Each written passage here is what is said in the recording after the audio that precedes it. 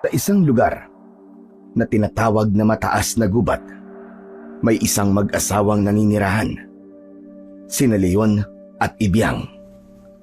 Isa lamang ang naging anak nila dahil may lihim silang mag-asawa. Pilit nila itong pinalaki na normal. Nena ang pangalan ng anak nila. May matalik na kaibigan si Nena. Dalia ang pangalan nito. Magkababata ang dalawa. Pero nung maging dalaga na sila, umibig sila sa iisang binata lamang, kay Jaime. Pero hindi alam ni Dalia, may pagtingin din si Nena kay Jaime. Nagpuyos ang damdamin ni Nena nang maipakita sa kanya ni Dalia na may love letter siya galing kay Jaime. Dito na ipagtapat ni Nena sa kanyang ina ang tungkol kay Jaime, ang tungkol sa karibal niya na mismong kababata niya. Agad siyang inalo ng ina at nangako itong mawawala sa landas niya si Dalia. May ipinakain si Ibiang kay Dalia at kinagabihan may nangyari kay Dalia ang hindi inaasahan ng mag-asawang Leon at Ibiang. Ito rin ang nangyari kay Nena. Ano ang ibinunga ng ipinakain nila kay Dalia? At bakit pati ang anak nilang si Nena ganun din ang naranasan? Magkaribal ang magkababata sa puso ni Jaime. Pero hanggang saan hahantong ang pagiging magkaribal nila? Sa bandang huli, kapag nabunyag na ang lihim ng mag-asawang Leon at Ibiang, alamin natin kung sino kaya ang pipiliin ni Jaime sa dalawang dalaga. Ngunit bago po ang lahat, huwag po nating kalimutang mag-subscribe, mag-like at i-hit ang notification bell sa aking mga YouTube channel na The Voice Addict at Apong Isaac para sa mas marami pang makapigil hininga na kwentong aswang at katatakutan mula sa mundo ng kababalaghan. Umpisahan na po natin ang kwento. Isang babae ang dumating noon sa baryo mataas na gubat. Madilim na noon. Tanging liwanag na lamang ng buwan ang nagsisilbing gabay sa sinumang naglalakad pa sa gubat. May ilang taon na rin buhat nang huling umuwi ang babae na ito sa magulang niyang naninirahan sa probinsya. Bitbit niya ang maraming pasalubong para sa kanyang lola. Magkasunod na namatay ang nanay at tatay niya. Hindi siya nakauwi hanggang sa mailibing ang mga ito. Balak niyang bumawi sa kanyang lola. Isasama niya na ito sa Maynila para doon na rin manirahan. Pero ginabi ang bus sa pagdating sa terminal ng probinsya. Ang plano sana ng dalaga, maglalakad siya hanggang sa gubat kung saan naroon ang bahay ng kanyang lola. Pero dahil ginabi na ang pagdating niya sa probinsya, nag-tricycle ang dalaga at ibinaba siya ng tricycle driver sa madilim na bahagi ng kalsada. Doon siya dadaan pauwi sa bahay ng kanyang lola. Nagsimula ng maglakad ang dalaga. Hindi siya natakot sa dilim ng gabi dahil maliwanag naman ang buwan at nakikita niya ang kanyang dinaraanan. Nagbalik ang alaala ng dalaga sa kanyang kabataan. Dito siya madalas maglaro. Paborito niyang umakyat ng mga puno at mamitas ng mga prutas. Tuwang-tuwa ang lola niya tuwing nag-uuwi siya ng isang basket na may lamang iba't ibang klase ng prutas. Naputol ang masayang pagbabalik tanaw ng dalaga nang marinig niya ang pag-alulong ng aso. Ngayon lang siya muling nakarinig ng ganito. Sa Maynila, ang ingay na nililikha ng aso ay karaniwang tahol lamang. Napahinto ang dalaga sa kanyang paglalakad. Biglang tumahimik ang paligid. Magpapatuloy na sana siya sa paglalakad, pero may narinig ulit siya pagaspas ng pakpak. Pero kung ibon ito, bakit parang malapad at malaki ang mga pakpak? Pilit inaninag ng babae kung saan nanggagaling ang pagaspas ng pakpak. Natatakpan ng mga dahon sa puno ang liwanag ng buwan. Pero ramdam ng dalaga na nasa taas ang lumilipad na yon. Nagsimula na siyang kabahan. Napaantanda ang dalaga. Pilit niyang tinanaw kung gaano pa kalayo ang lalakari niya. Nang mga oras na yon ay kinakabahan na siya. Binilisan niya ang paglalakad. Para namang minalas ang dalaga dahil kung kailan nakakaramdam siya ng panganib, saka naman lumamlam ang liwanag na nagmumula sa buwan. Dito lalong lumakas ang pagaspas ng mga pakpak nung nilalang na sumusunod sa kanya. Lalong binilisan ng dalaga ang paglalakad niya. Sa takot niya, nabitiwan niya na ang isang supot ng pasalubong para sa lola niya. Biglang tumigil ang pagaspas ng malalaking pakpak. Napahinto ang dalaga. May nakatayong lalaki sa harap niya.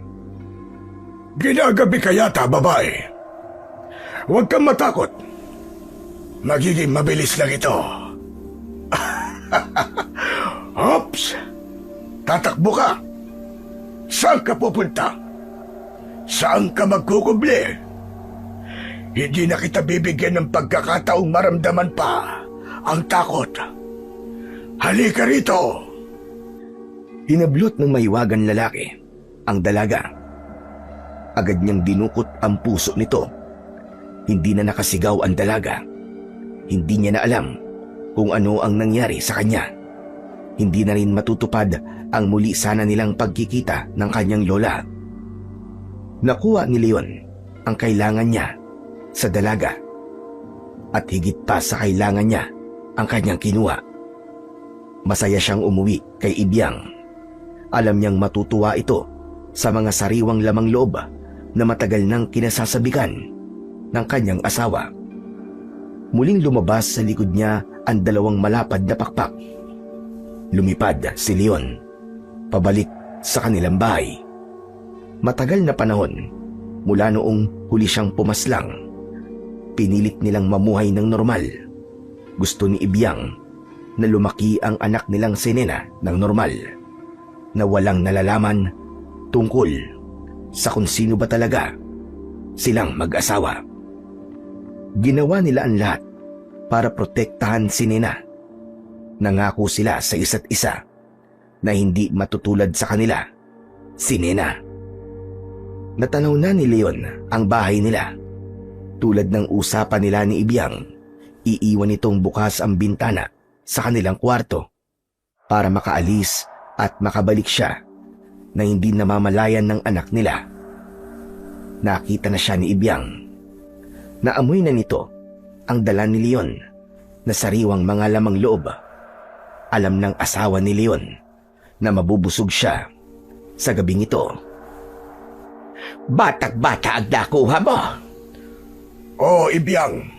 Matagal na mula nung huli tayong pumaslang sa lugar na ito. Ako man ay nasasabik nang maamoy ko ang balat ng dalagang yon. Wala bang nakakita sa'yo, Leon? Wala, Ibiang. Mag-isa siyang naglalakad sa gitna ng gubat.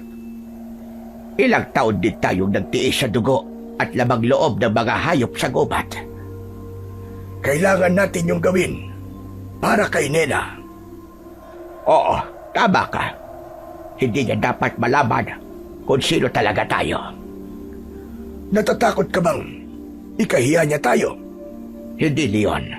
Ang ikinakatakot ko ay ang itakwil niya tayo. Hindi yun gagawin ni Nena. Hindi tayo nakakasiguro. Mula nung sanggol si Nena, pinrotektahan natin siya laban sa mga kalahi natin. Iniwan natin ang ating mga kalahi para makapabuhay ng normal si Nena. At hindi dapat masira ang plano natin yon. Hindi matutulad sa atin si Nena, Ibiang. Leon, ang inaalala ko lang, Paano kung matuto na siyang magmahal? Lalong mabuti.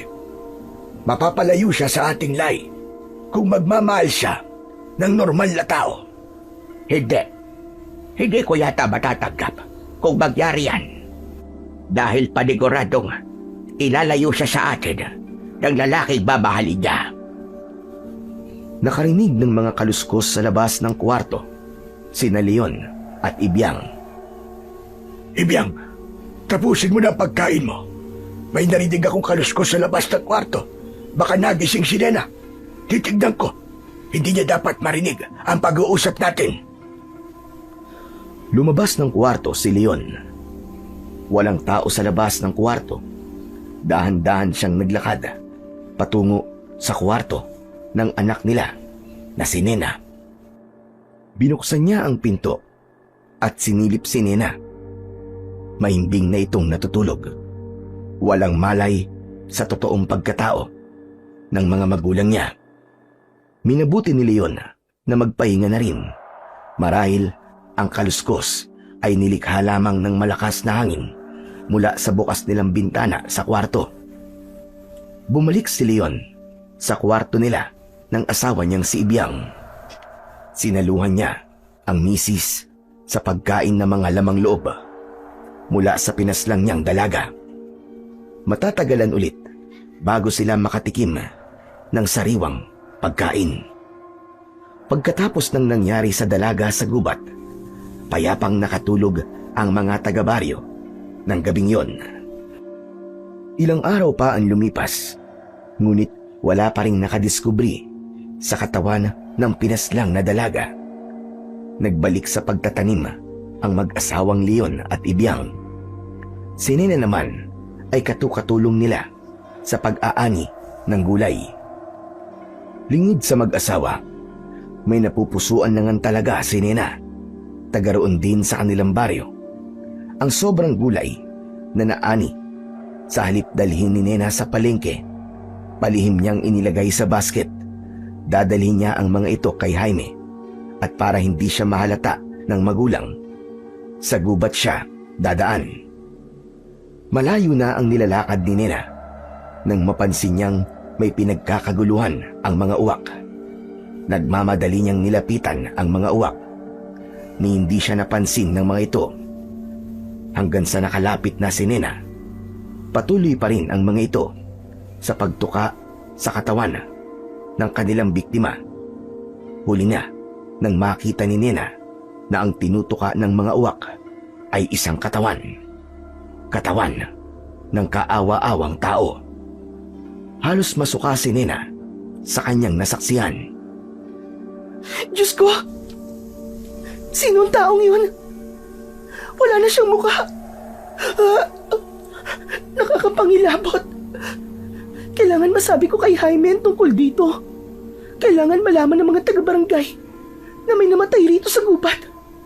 At ngayon ay pinagpipiestahan ng mga uwak. Nagmadali si Nena sa paglalakad. Gusto niyang makalayo kagad sa pinagpipiestahan ng mga uwak na bangkay. Noon lang siya nakakita ng bangkay. Hindi ito mawala sa kanyang gunita. Nakakapangilabot, nakakatakot. Halos maubos ang hininga ni Nena sa sabay na pagtakbo at paglalakad ng mabilis. Nang marating niya ang barangay hall kung saan nagtatrabaho si Jaime, putlang-putla na siya nang dahil sa takot. Oh, bakit ka kasi tumatakbo? Jaime! Yung patay! May patay sa gubat, Jaime! Patay na hayop? Karaniwan na yan sa gubat. Hindi ka dapat natakot. Hindi, Jaime. Tao! Tao, Jaime! Tao ang nakita ko! Ano ka mo? Patay na tao? Oo! Pinagpipiestahan ng mga uwak. Diyos ko, sino kaya yun? Namukaan mo ba? Hindi, Jaime. Wala na siyang mukha. Ang katawan niya, halos buto na lang ang natira. Nakita kong tinutuka pa ng mga uwak ang kanyang mukha. Nena, maupo ka muna rito. Halika. Akin na nga yan dala-dala mo. Para sa ito, Jaime. Para sa ng nanay mo, si Aling Edna. Saan galing to? Sa taniman namin. Sobra yan sa naani. Huwag mong tatanggihan. Para sa inyo talaga yan. Pero Nena, hindi mo to dapat ginawa. Baka magalit sa'yo ang nanay at tatay mo eh. Hindi nila alam na dinala ko rito ang sobrang ani. Pero bakit? Jaime, para sa'yo. Hindi ka ba natutuwa? Salamat, Nena. Pero ayoko nang uulitin mo pa to, ha? Bakit naman? Ayokong isipin ng mga tao na may relasyon tayo eh. Sa akin okay lang. Sana, ganun din sa'yo. Hindi ito ang oras para pag-usapan yan. Halika. Puntahan muna natin si Kapitan. Kailangan malaman yan tungkol sa pinaslang na tao na natagpuan mo sa gubat. Halika na. Gusto ni Nena si Jaime, pero nahahalata niyang iniiwasan siya ng binata. Alam niyang walang nobya si Jaime, pero nakikita rin niyang mas madalas nitong sinasamahan si Dalia sa mga gawain sa bukid. Kababata ni Nena, si Dalia. Matalik pa niya itong kaibigan. Pero sa isip ni Nena, hindi siya papayag na maging karibal niya ito sa puso ng binatang si Jaime. Inihatid siya ni Jaime pabalik sa kanilang bahay, pero wala itong kibo sa buong panahong naglalakad sila. Ayaw isipin ni Nena na napilitan lang ang binata na ihatid siya nito. Siguro, iniisip ni Jaime ang pinaslang na tao sa gubat. Siguro, ayun nga. Kaya si Nena ang naunang nag-isip ng mapag-uusapan. Jaime? Hindi kaya aswang ang pumatay dun sa nakita kong tao sa gubat? Nena naman, hindi totoo ang mga aswang. Kwentong kutsero lang ang mga yun. Hindi mo dapat pinagtatawanan ng mga kwento ng matatanda. Pero yun lang talaga yun eh. Kwento ng matatanda. Walang katotohanan. Panakot lang sa bata. Pero yung taong pinaslang sa gubat, wala na siyang lamang loob. At... grabe, sa tuwing may isip ko, nasusuka ako. Kinikilabutan ako, Jaime. Kasi, kinain na ng mga uwak ang katawan ng tao. Ilang araw na siguro yun sa gubat. Kaya yun nga, naghahanda na sila. Pupunta na nila Kapitan. Kasama niya yung mga tanod niya tsaka ibang kagawad. Inireport na rin namin kanina sa pulisya. Jaime, hindi ka ba natatakot? O kaya kinakabahan man lang? Paano kung may gumagala ng ang aswang dito sa atin? Ngayon lang nangyari ang ganito sa baryo natin. Malamang biktima siya ng pang-hold up at pagkatapos pinaslang. Dahil sa gitna ng gubat nangyari ang lahat. Kaya yun, naunang makadiskubre sa bangkay ang mga uwak hanggang aksidenteng nadaanan mo. Yun lang yun, Nena. Huwag ka masyadong mag-isip. Pero yun nga, hindi ka ba natatakot? Bakit naman ako matatakot, Nena?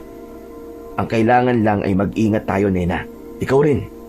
Huwag ka nang lalabas kapag gabi na. Ang simpleng paalalang yun ni Jaime. Binigyan ng halaga ni Nena. Pakiramdam niya, tumaba ang puso niya. Kahit papano, naramdaman niyang may malasakit sa kanya si Jaime. Kung sana lang, magtatapat na ito ng pag-ibig sa kanya. Lalo sanang liligaya si Nena. Pero kailangan maghintay siya. Kailangan matiyak niya na hindi niya magiging karibal si Dalia sa pagmamahal ni Jaime. Nang gabing yun, dinala na sa pinakamalapit na punerarya ang natagpo ang bangkay sa gubat. Walang mapagkakilanlan dito, kaya't hindi alam ng taga-punerarya kung sino ang mga kamag-anak nito. Kinabukasan, maagang dumaan si Dalia sa bahay nila Nena. Niyaya niya ang kababata na manood ng sine. Pumayag naman si Nena. Tinapos niya ang mga gawaing bahay na nakatoka sa kanya at saka siya nagpaalam sa mga magulang. Tay, lalabas po ako mamaya. Saan ka naman pupunta, Nena? Manonood po ng sini sa bayan si Dalia. Isasama niya raw po ako. Kailangan mo ba talagang sumama? Nay, magkababata po kami ni Dalia. Siya lang naman ang malapit kong kaibigan. Pero nakapagtatakang tuwing sasama po ako sa kanya, palagi pa rin kayo maraming tanong. Ayaw lang naming mapahamak ka. Bakit naman po ako mapapahamak, Tay? Tungkol po ba ito sa pinaslang na tao na nakita ko sa gubat? Ganun ho ba? Hindi mo yun dapat nakita. At kung maaari, Nena, huwag ka na ulit dadaan sa gubat. Nag-shortcut lang naman po ako papuntang barangay hall. Kahit na ano pa ang dahilan mo, huwag ka na ulit dadaan doon sa gubat. Kaya ko naman pong protektahan ang sarili ko eh. Lagi ko pong dala ang binigay niyo sa akin 29. Nena, ayaw naming mapahamak ka ng tatay mo. Kung ganun ho ba eh, hindi niyo ako papayagan. Papayagan kita sumama kay Dahlia sa sine. Pero huwag kayong magpagabi. Opo, salamat po, Tay. Siguraduhin mo lang na bago lumubog ang araw, narito ka na ulit sa bahay. Kaibigan pa rin ang turing ni Nena sa kababata niyang si Dahlia. Gusto niya pa rin magtiwala rito. Masaya pa rin siya kapag kasama niya ito. Inulit pa nila ang panonood nila ng pelikula. Kahit nakakatakot ang palabas, panay ang tawa ng dalawang dalaga, at dahil maaga silang nakauwi, niyaya ni Dahlia si Nena para dumaan muna sa bahay nila. Dito, may kinuha si Dahlia sa lalagyan ng mga damit niya. Sabik niya itong ipinakita kay Nena. Nakaramdam ng bara sa lalamunan si Nena. Parang hindi siya makahinga. Nakita niyang love letter ang hawak ni Dahlia. Agad niyang nabasa na galing ito kay Jaime. Gusto mong basahin ko ang love letter? Pero nakita ko na. Galing kay Jaime ang sulat na yan. Sige na, huwag mo nang iabot sa akin. Huwag ka na magtampo. Naiintindihan ko, tiwala ka sa akin. Dahil mag-best friend tayo. Pero kung babasahin ko pa yan, baka maabutan tayo ng nanay mo. O kaya ng Kuya Edong mo. Hindi ba? Bawal ka pang magpaligaw. Mabilis na tumango si Dahlia. Sabay nagtanong kay Nena. Sabi ni Dahlia, bakit ayaw mong basahin ang love letter ni Jaime? Ayaw mo ba siya para sa akin? Sa tingin ko, bagay kami. Ano ba sa palagay mo, Nena? Tinitigan ni Nena ang kaibigan. Bago niya ito sinagot. Dahlia, hindi si Jaime ang lalaking nababagay sa'yo. Sa ganda mong yan, maaari ka makapangasawa ng anak ng mayor o kaya isang dayuhan. Bakit ka magtsatsaga sa isang taga-bukid lang na katulad natin? Sumagot naman si Dahlia. Ang sabi nito, hindi natuturuan ng puso kung sino ang mamahalin. Pusa itong tumitibok sa taong pinili nito, at ang pinipili ng puso niya ay si Jaime. Nang sandaling yon, gustong sampalin ni Nena ang kababata. Gusto niyang isigaw sa kaibigan na sa kanya lang si Jaime. Para sa kanya si Jaime. Pero pinilit ni Nena na kumalma. Pilit niyang pinaliwanagan si Dahlia. Dahlia, kapag ang anak ni Mayor o kaya isang dayuhan ang iyong napangasawa, gaganda panigurado ang buhay mo. Aangat ang buhay mo. Makakaalis ka rito sa baryo. Makakarating ka sa iba't ibang lugar. Ayaw mo bang lumayo rito? Katulad niyan, may namatay sa gubat, di ba? Sinabi ko nga kay Jaime, baka may aswang dito sa baryo natin. Paano kung doon ka pa mapahamak, di ba? Natakot si Dahlia sa sinabi ni Nena tungkol sa aswang. Naniniwala si Dahlia sa sinasabi ng matatanda. Naniniwala siya tungkol sa aswang. Pero sabi niya kay Nena, alam niyang kaya siyang ipagtanggol ni Jaime kung totoo ngang may aswang sa kanilang baryo. Lalong nakadama ng galit si Nena para sa kanyang kaibigan. Talagang buo ang loob ni Dahlia na si Jaime ang binata para sa kanya. Pero hindi ito kayang tanggapin ni Nena. Hindi siya papayag na ang sarili niyang kaibigan ang taong itinuring niya na para niyang kapatid, ito pa mismo ang makakaagaw niya sa pagmamahal ng pinakamamahal niyang binata na si Jaime. Nang mga sandaling yon, galit at lungkot ang nararamdaman ni Nena. Nagpaalam na siya sa matalik niyang kaibigang si Dahlia. Kunwari ay sumakit ang ulo niya at mas mabuti nang sa bahay na siya magpahinga. Hindi niya binasa ang love letter ni Jaime para sa kaibigan. Alam niyang lalo lang siyang masasaktan. Pero hindi maunawaan ni Nena bakit si Dahlia ang gusto ni Jaime. Matagal na siyang nagpaparamdam ng pag-ibig sa binata. Bakit si Dahlia ang sinulatan nito? Bakit hindi siya? Hanggang sa nakauwi si Nena, yun ang laman ng kanyang isipan.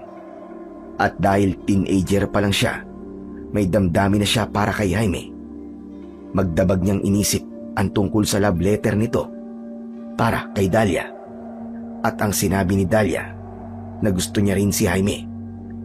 Parang sasabog ang dibdib ni Nena ng mga sandaling yon. Hindi niya kayang tanggapin na kay Dahlia mapupunta si Jaime. Kinabukasan, matapos magluto ng almusal, bumaba ng bahay si Nena.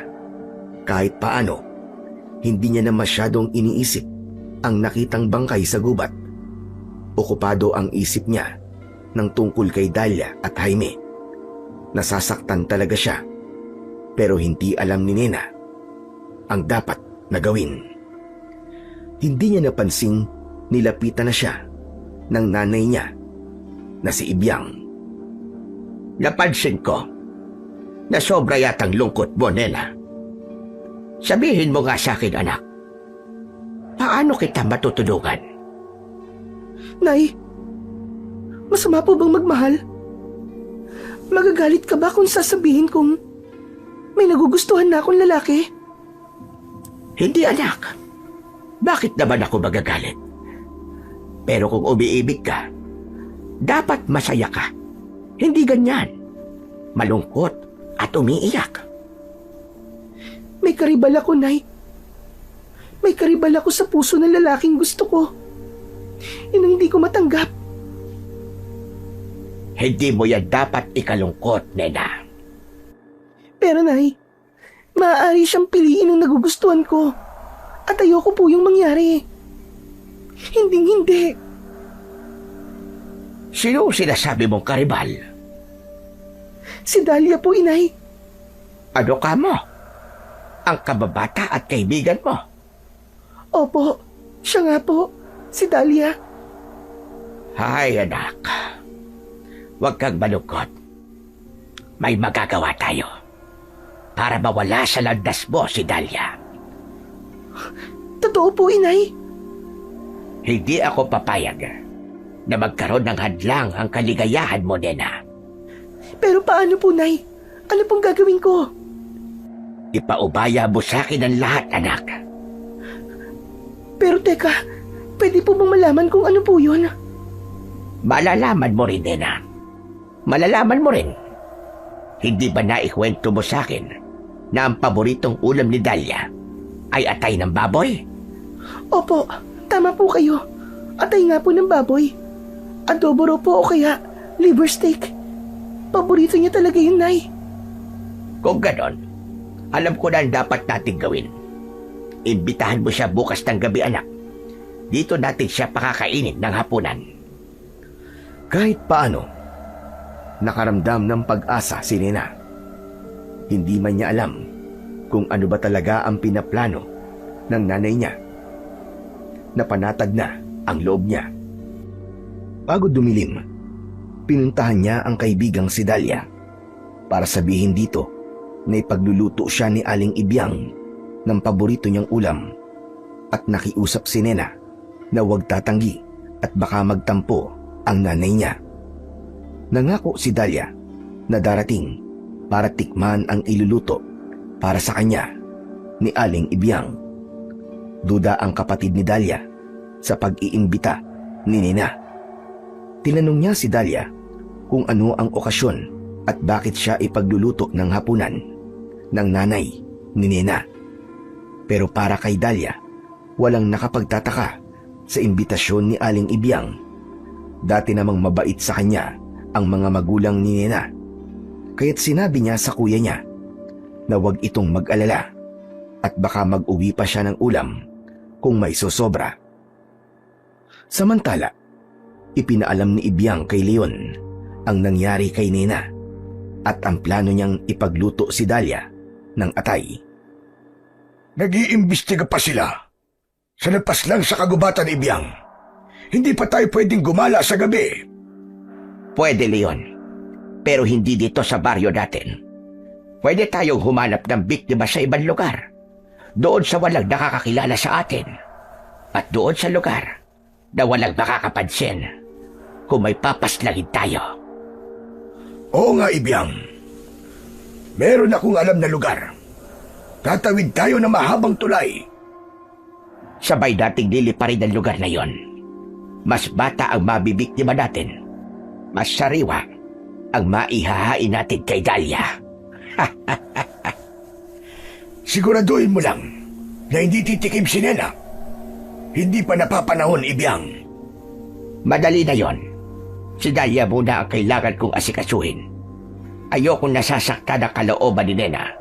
At si Dahlia, nagiging hadlang siya sa kaligayahan ng anak nating si Nena. Nang gabing yon, dalawa silang lumabas ng asawa niyang si Ibiang. Malayo ang kanilang nilipad. Siniguro nilang bata at sariwa ang makukuha nilang biktima. Siniguro nilang hindi mapapabalita ang pagpaslang na gagawin nila sa kanilang lugar upang patuloy silang makagala sa gabi at mabusog ang talagang hinahanap ng kanilang tiyan. Sisiguruhin din ni Ibiang na ang ihahaing hapunan para sa kanilang bisita ay magugustuhan at mangyayari ang inaasahan nilang kahihinatnan. Pagkatapos na ito ay matikman ni Dahlia. Wow! Naaamoy ko ng niluluto ni nanay. Para lang kay Dahlia ang niluluto ng nanay mo. Pero pwede po ba akong tumikim? Hindi, Nena. Hindi pa napapanahon. Ano po? Hindi pa napapanahon? Teka, hindi ko po maintindihan, Tay. Ang niluluto ng nanay mo ay espesyal. Para kay Dahlia lamang. Pero anak niyo po ko. Dapat po mas espesyal ako. Gusto mong mawala sa landas mo si Dahlia, hindi ba? Opo. Sinabi ko nga po yan kay nanay. Pero bakit ipinagluluto niyo pa siya? At ni ayaw niyong ipatikim sa akin ang niluluto niya? Dahil nga para lang yung kay Dahlia, anak. Teka, Tay. Lalasunin niyo po si Dahlia? Hindi.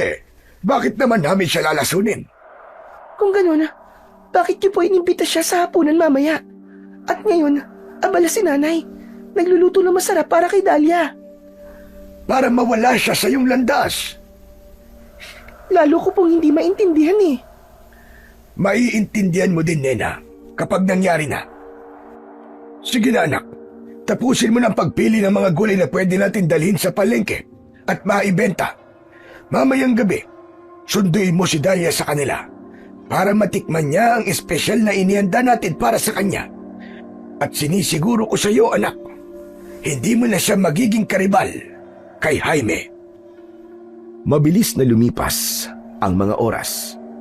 Ang umaga ay naging hapon at ngayon lumalatag na ang dilim. Isa na namang panibagong gabi ang dumating sa baryo. Sinundo ni Nena ang kaibigan niyang si Dahlia at agad naman itong sumama sa kaibigan niya. Sabik ng matikman ang niluto ni Aling Ibiang para sa kanya. Walang duda na malapit talaga sa isa't isa ang magkaibigang Nena at Dahlia. Pero hindi alam ni Dahlia na may masamang plano ang buong mag-anak sa kanya. Halika, Dahlia, maupo ka. Espesyal ang pagkakaluto ko sa atay. Dinamihan ni Ibiyang ang sarsa. Huwag mo nang itanong kung saan gawa ang sarsa. Pag natikman mo, tiyak sasabihin mong ganito pala ang lasa ng langit. Halika, maupo ka na. Oh, huwag mo nang tignan si Nena. Mamaya natitikim si Nena. Para talaga sa iyo ang hapunan. Sige na, kumain ka na. Mauna ka at saka na kami kakain. Sabik na sumubo si Dahlia. Totoong masarap ang nilutong atay. Ang hindi niya alam, hindi ito atay ng hayop. Nagpatuloy sa pagkain si Dahlia. Pero nagtaka siya, bakit siya lang ang pinapakain ng mag-asawang Leon at Ibiang. Ilang beses niyang inalok si Nena, pero ang laging sagot ng dalaga sa kanya, Mamaya na ako, Dahlia. Gusto ko si nanay at tatay. Mabusog ka muna. Sige, kumain ka lang. pero pinilit siya ni Dahlia. Katwiran nito, kailangan tikman niya ang luto ng nanay niya dahil totoong malinamnam ito. Takam na takam rin si Nena. Kukuha na sana siya para tumikim. Pero pinigil siya ni Aling Ibiang. Wag anak. Para yan kay Dahlia. Nagtaka si Dahlia, pero tuloy pa rin ang pagkain niya. Malapit nang maubos ang laman ng plato niya. Naglagay ulit ng panibagong mangkok ng atay si Manang Ibiang para patuloy na kumain si Dahlia. Sa pagkakataong ito, hindi siya pumayag na hindi na siya saluhan ni Nena. Masarap ba talaga, Dahlia? Tanong ni Nena at agad na sumagot si Dahlia. Sabi niya, sobrang sarap, lalo na ang sarsa. Nagkatinginan sina Leon at Ibiang. Napangiti sila na halos abot tenga. Ang sarsa ay hinaluan ni Aling Ibiang ng dugo. Dugo mula sa huli nilang pinaslang na biktima. Ang biktima na pinagmulan din ng atay na ngayon ay kinakain ni Dahlia at halos nga maubos na. Ipinagsali ni Nena ng tubig si Dahlia. Sa kaloob-looban ni Nena, may inis siyang nararamdaman dahil karibal niya ito kay Jaime. Pero bakit ngayon, pinagsisilbihan pa niya at ipinagluto pa ng nanay niya? Pero wala siyang magawa, kundi magtiwala at maniwala sa tatay niya. Sinabi nito sa kanya ng nakaraang gabi na sa hapunan na ito, mawawala si Dahlia sa kanyang landas. Hindi na ito magiging hadlang para mapasa kanya si Jaime. Napadighay sa kabusugan si Dahlia. Muli, pinilit niya si Nena na tumikim sa atay na niluto ng nanay nito. Pilit na umawat si Aling Ibiang. Ganon din si Mang Leon. Hindi dapat tumikim si Nena dahil hindi pa panahon para sa kanya. Pero bago pa sila makakilos, umupo si Nena sa tabi ni Dahlia at kumagat sa atay na pilit isinusubo ni Dahlia sa kanya. Huli na para maawat nila ang anak. Napatitig na lang ang mag-asawa kay Nena. Takot, tuwa, pangamba. Yun ang naramdaman ni Leon at Ibiang. Yun ang tumatakbo sa isip nila. Pero ngayon, kitang-kita nila na sarap din si Nena sa pagkain ng atay. Hindi na nila maiiwasan ang pwedeng mangyari. Wow! Masarap pa lang talaga! Nakita mo na, Dahlia? Ganyang kakalaga sa mga magulang ko. Ngayon lang sila nagluto ng ganito at ayaw pa nilang ipatikim sa akin, di ba? Kung hindi mo ako pinilit na tikman tong atay, hindi ko malalamang napakasarap pala ng luto ni nanay. Mabuti at nagustuhan niyong magkaibigan. Inaasahan naming lalong lalalim ang inyong pagkakaibigan. Oo nga naman. Nena, Dahlia. Nay, ituro mo sa akin kung paano magluto ng ganito kasarap na atay, ha? Sige. Isang araw. Oo, Nena. Ituturo ko yan sa'yo. Sumabat si Dahlia at nakiusap na sana ituro rin sa kanya ni Manang Ibiang ang paraan ng pagluluto nito. Talagang paborito niya ang atay. Oo naman, Dahlia. Kung gusto nyo, sabay ko pa kayong tuturuan nitong si Nena. Hindi na nakayanan pa ni Mang Leon ang nakikita. Ang atay ay para lamang talaga kay Dahlia. May epekto ito na babago sa pagkatao ni Dahlia. Ngunit dahil tumikim na rin si Nena at sinaluhan ng kaibigan at karibal niya, nag-alala si Mang Leon. Baka hindi kayanin ni Nena ang magiging epekto nito sa katawan niya. Hinayaan niyang si Manang Ibyang na lamang ang magbantay kina Nena at Dahlia. Hindi nagtagal, naubos ng magkaibigan ang pagkain. Alam ni Ibyang na hindi magtatagal, tatalab na sa katawan ni Dahlia ang kinain niya. Nag-alok siyang ihatid na ito pauwi, pero bigla silang nakarinig ng katok. Tinignan ni Mang Leon kung sino ang kumakatok. Nasa labas ang kuya ni Dahlia.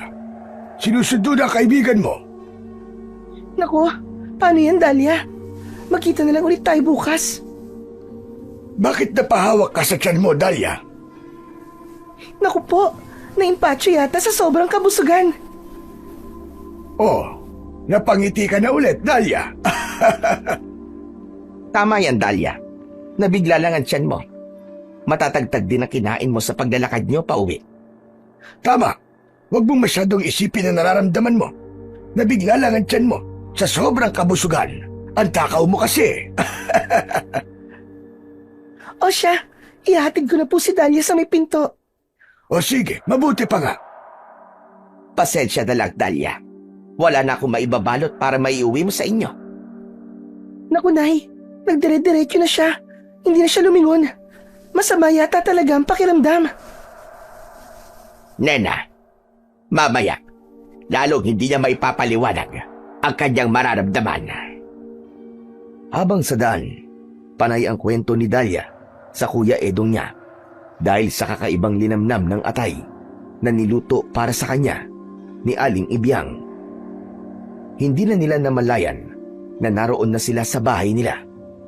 Naglinis ng katawan si Dahlia at nagbihis at pumunta na ito sa kwarto niya. Hindi siya dalawin ng antok.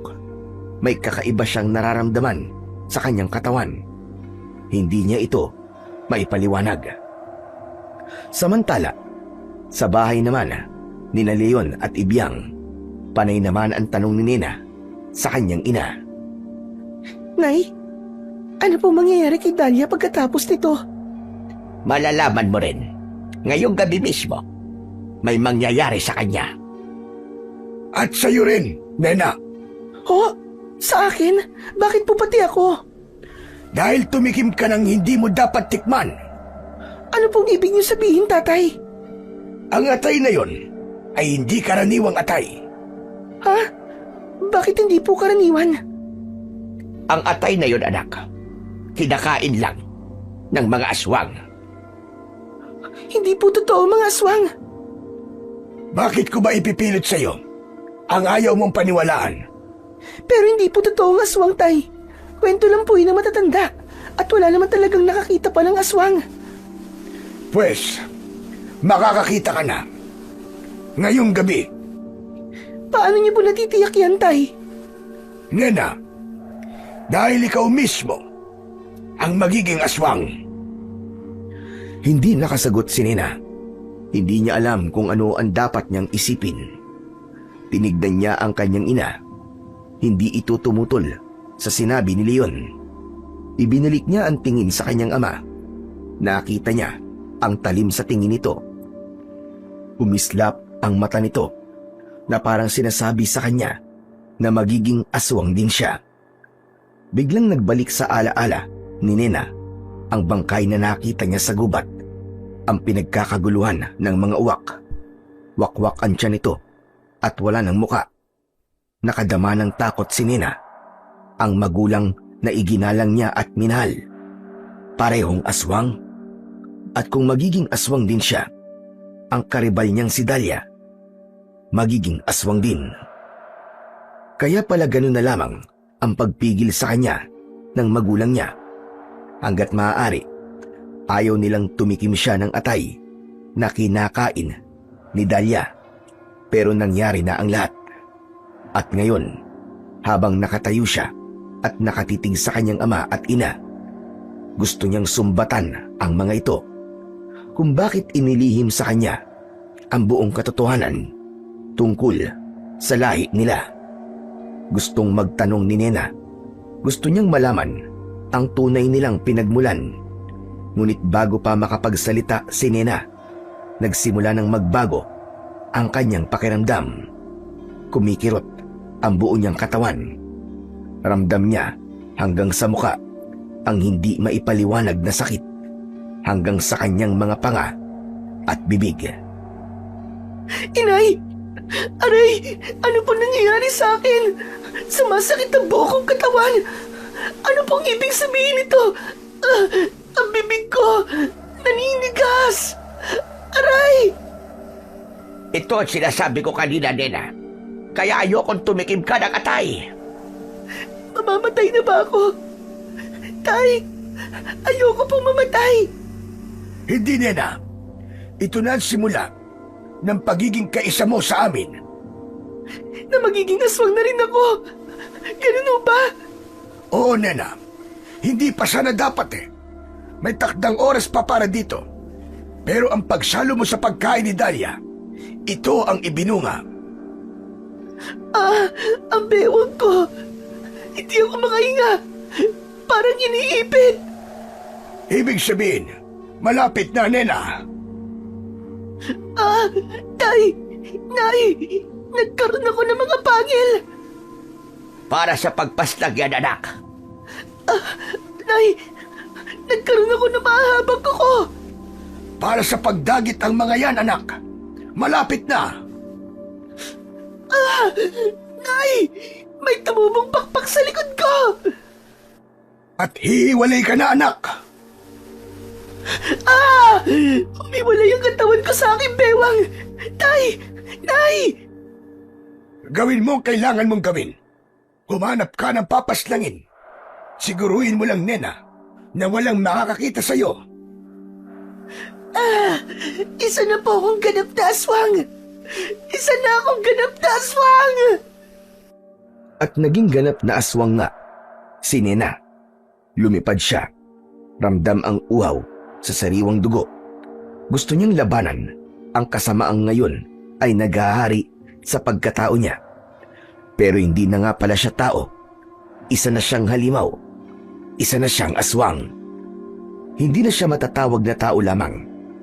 Habang lumilipad si Nena at naghahanap ng papaslangin niya, sumagi sa isip niya si Jaime.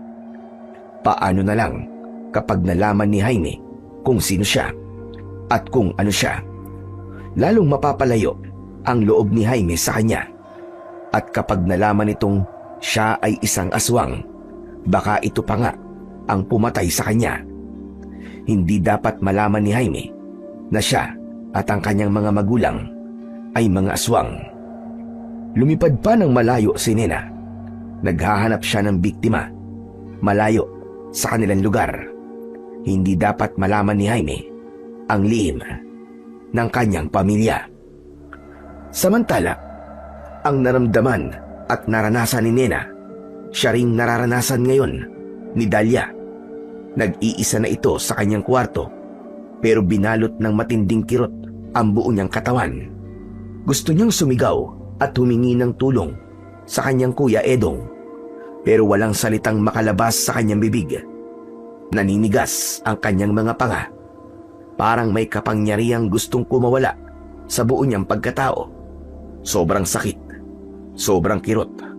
Pakiramdam ni Dahlia, mamamatay na siya hanggang humupa ang sakit na nararamdaman niya. Naigalaw niya na ang kanyang panga at bibig, sabay ang pagtubo ng mga pangil sa bibig niya. Naramdaman ni Dahlia na humaba ang mga kuko niya sa kamay. Naging matulis ang mga kuko niya. Maya-maya pa, may pakpak na ring kumakampay sa kanyang likod. Bigla siyang hindi makahinga. Parang iniipit ang kanyang bewang. Pakiramdam niya, mapuputol ito At nangyari na nga ang iniisip ni Dahlia.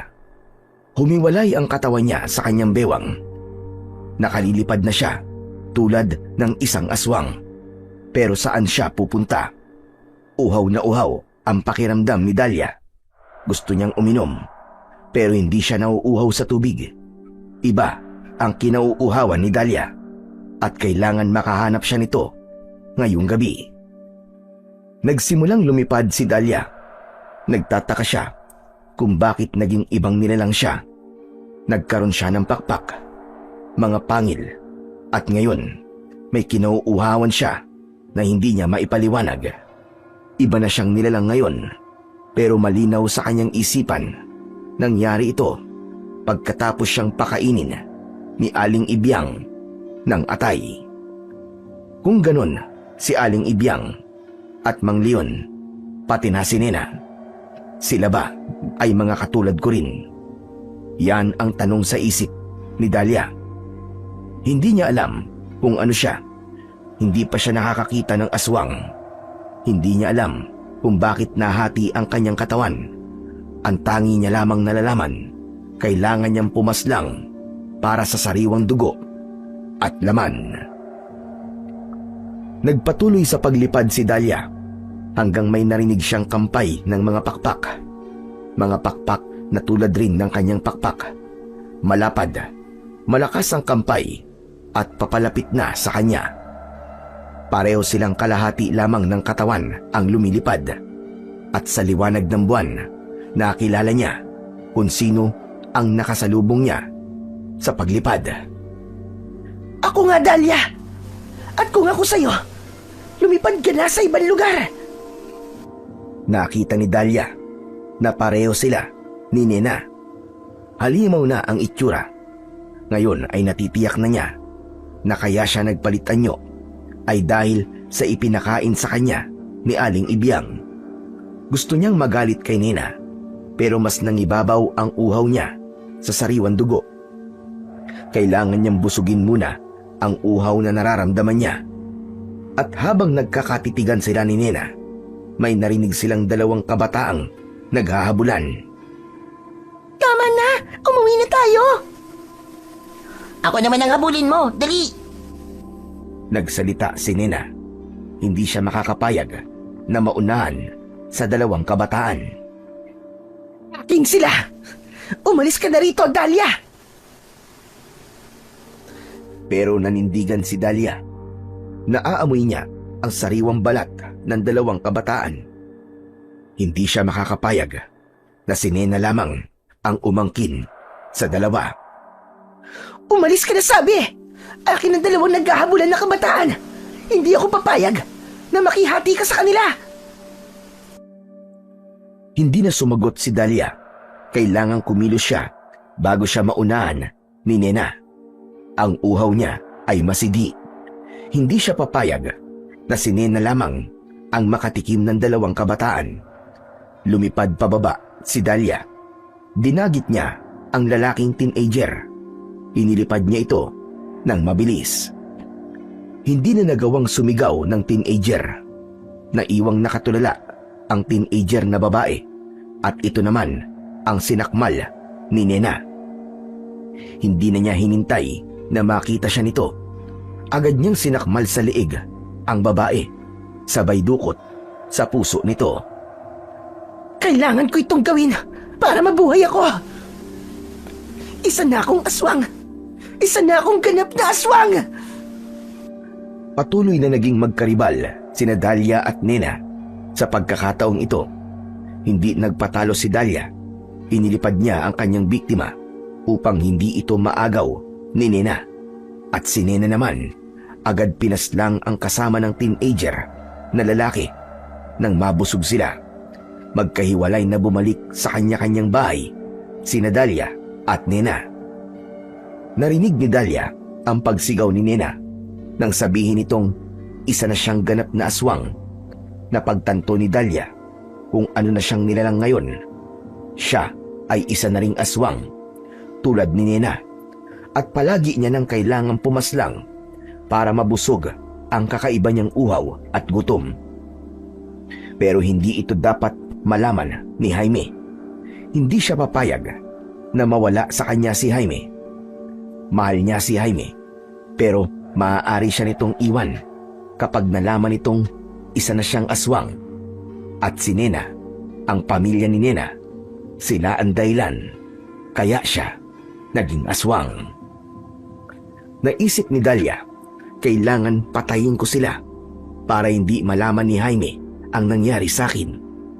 Ang masama at nakapangingilabot na pagbabagong nangyari sa aking pagkatao.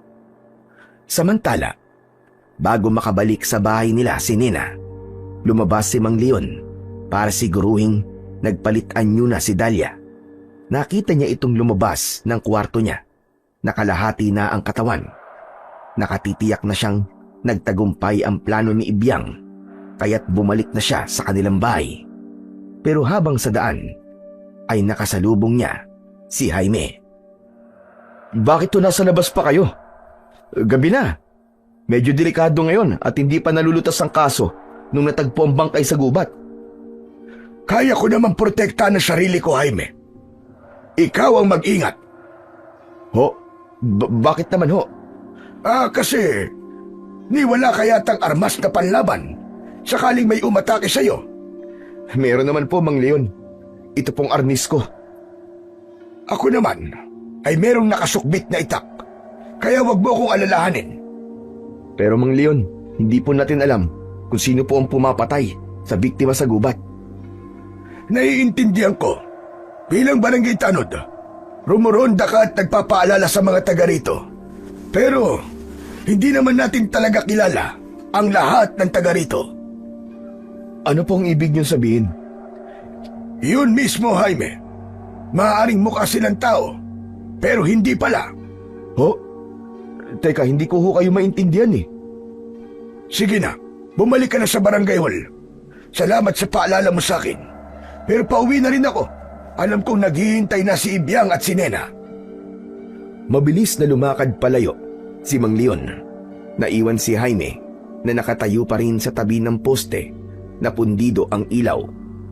Napaisip siya sa sinabi ng matanda. Inulit pa niya sa kanyang isip ang sinabi ni Mang Leon. Maaaring mukha silang tao pero hindi pala. Mahiwaga para sa kanya ang mga salitang yun. Ayaw niyang pag-isipan ng masama si Leon.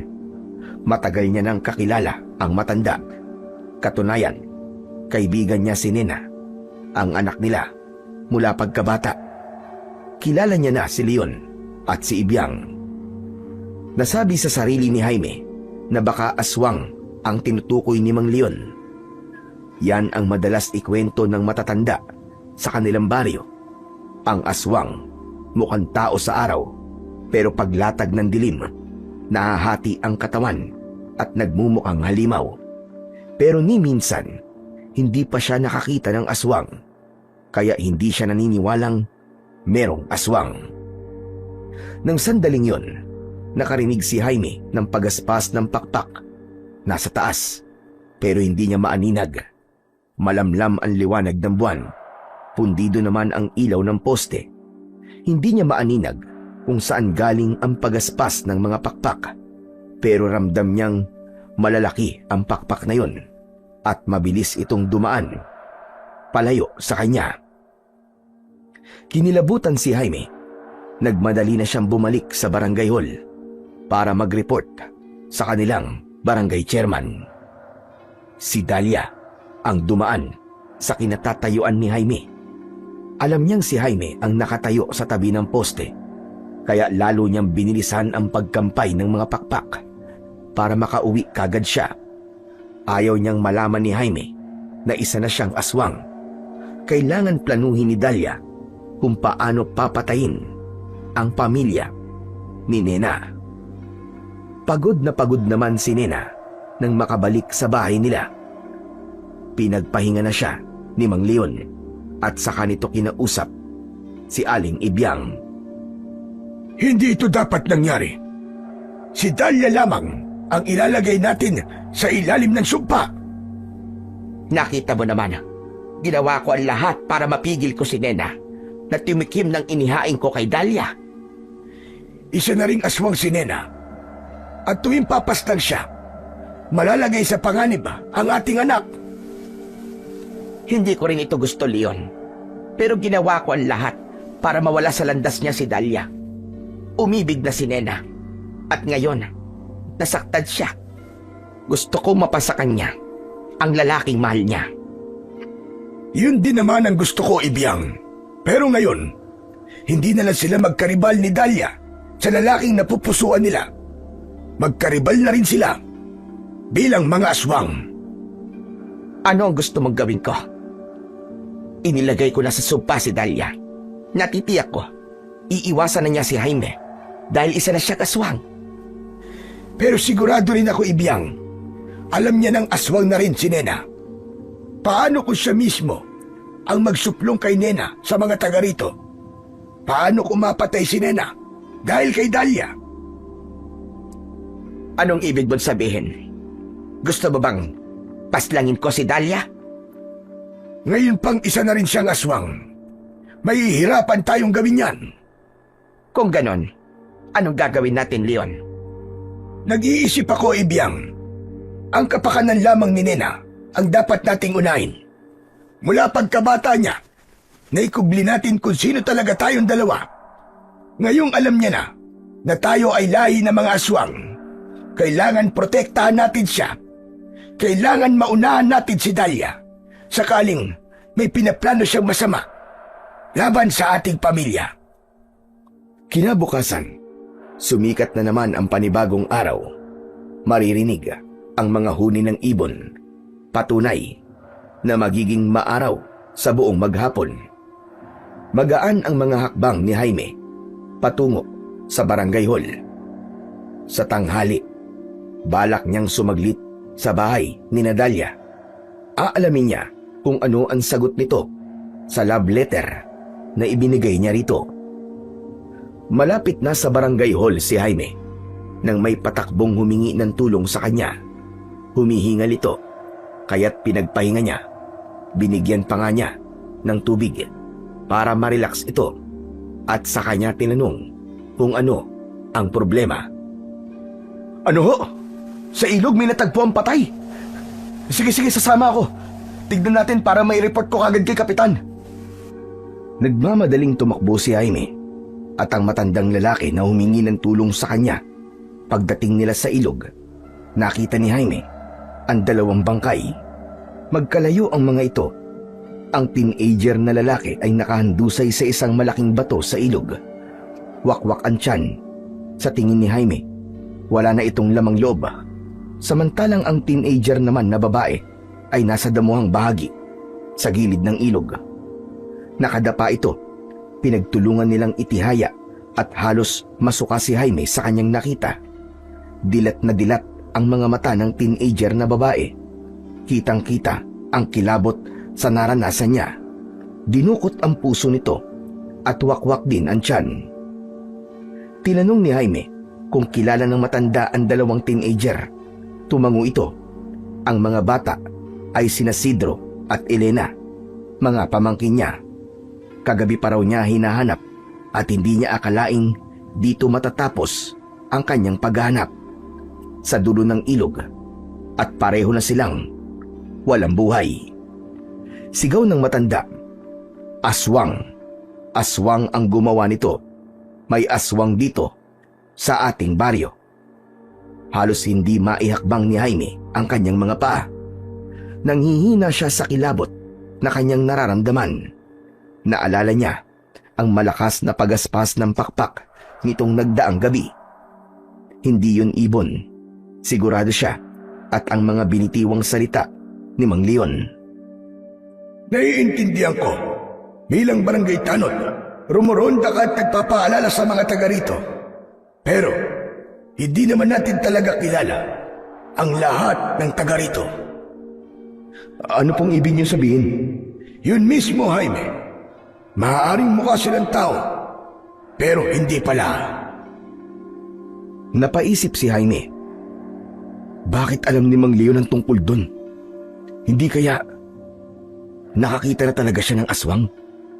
O kaya baka kilala niya kung sino ang aswang? Pinilit tatagan ni Jaime ang kanyang sarili. Tumakbo siya pabalik sa barangay hall para i-report sa kanilang barangay chairman ang nakita. Humingi rin siya ng tulong sa mga pulis.